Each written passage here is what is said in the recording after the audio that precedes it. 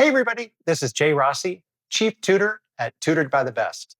Today, I want to talk to you about Spanish subject pronouns. Now you're probably scratching your head and thinking, what the heck are subject pronouns? Well, if you're a native English speaker, you learned the subject pronouns by listening and speaking, but you probably didn't learn the grammar term. Subject pronouns in English are the following: I, you, he, she, it, we, and they. All right? Pretty simple in English. Spanish subject pronouns are a little bit more complicated, but I'm here today to try to help you understand what those forms are in order to build a strong foundation in Spanish. When I mention a strong foundation in Spanish, it's like building a house. Before you can put up the walls and put on a roof on the house, you have to build that strong foundation. Spanish subject pronouns are the foundation of the Spanish language. So if you master the Spanish subject pronouns, you're going to have an easier time learning Spanish, studying for tests, answering questions in class, or even working on your Spanish language fluency if you're not in school taking a class. So I'm going to repeat the English subject pronouns, and this time I'm going to say the Spanish subject pronouns for each of those English words. Let's start with I. Yo. You. Tú. That's the informal form of you in Spanish. Tú is used to talk to your friends, to talk to your family members, to talk to people that you really know well and you feel comfortable with. Yay! He, él. She, ella. Now we have a formal version of you, which is usted. So when do we use usted?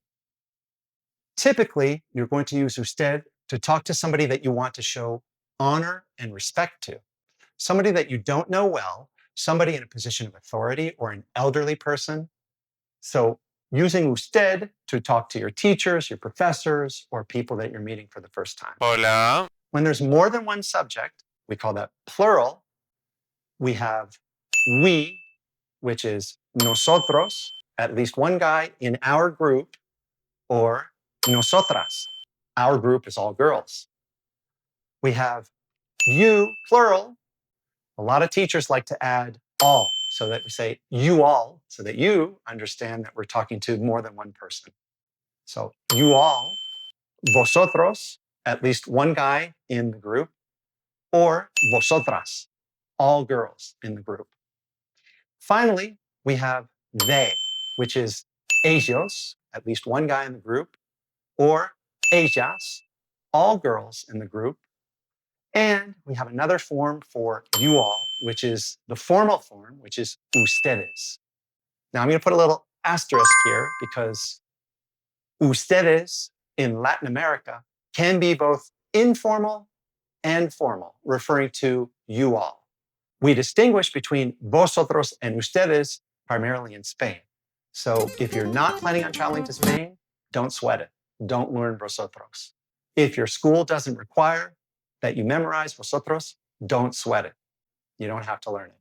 However, I recommend that you're at least aware of its existence because it's likely that at some point in your lifetime, you will visit Spain and you will love it. Those are the subject pronouns in Spanish.